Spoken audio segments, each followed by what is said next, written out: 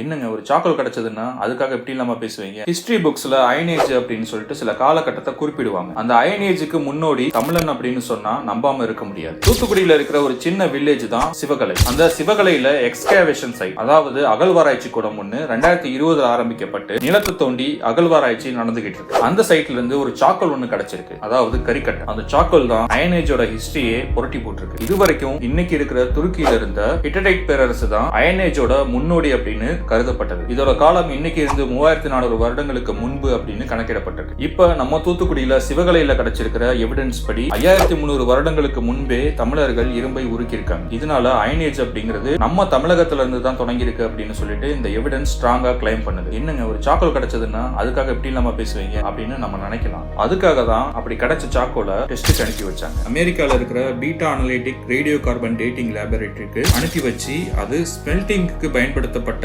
Charcoal தான். இதோட age 5300 years பழையது அப்படின்னு ரேடியோ கார்பன் டேட்டிங் டெஸ்ட் மூலமா கன்ஃபார்ம் பண்ணிருக்காங்க. அங்க மட்டும் இல்லாம physical research centre in Ahmedabad, Birbal Sahni institute in Lucknow இங்கெல்லாம் அனுப்பி அதை கன்ஃபார்ம் பண்ணிருக்காங்க. இது ஜஸ்ட் அயன் ஸ்மெல்டிங் பத்தின விஷயம் மட்டும் இல்ல, அயன் ஏஜ் எங்க இருந்து தொடங்கி இருக்கு அப்படிங்கிற பத்தின விஷயம். அயன் ஸ்மெல்டிங் நடந்திருக்கு அப்படின்னா அங்க கண்டுபிடிப்புகளும் கண்டிப்பா நடந்திருக்கும். இன்னும் அங்க அயன் ரிலேட்டட் பொருட்கள் கிடைச்சது அப்படின்னா அது இன்னும் ஸ்ட்ராங்கான கிளைமா இருக்கும். ஒரு சின்ன சாக்கோல் ஹிஸ்டரியவே புரட்டி போட்டிருக்கு. இந்திய வரலாறு இனி தமிழ்நாட்டில இருந்து தான் எழுதப்படும் அப்படின்னு நம்ம முதல்வர் மு.க. ஸ்டாலின் அவர்கள் குறிப்பிட்டிருக்காங்க. இந்த விஷயம் தெரிஞ்சதும் உங்களுக்கு என்ன தோணுச்சு? கண்டிப்பா கமெண்ட்ல சொல்லுங்க. இந்த விஷயத்தை உங்களோட ஃப்ரெண்ட்ஸ் அண்ட் ஃபேமிலி கூட ஷேர் பண்ணுங்க. மறக்காம நம்ம சேனலுக்கு சப்ஸ்கிரைப் பண்ணிடுங்க. தேங்க்யூ.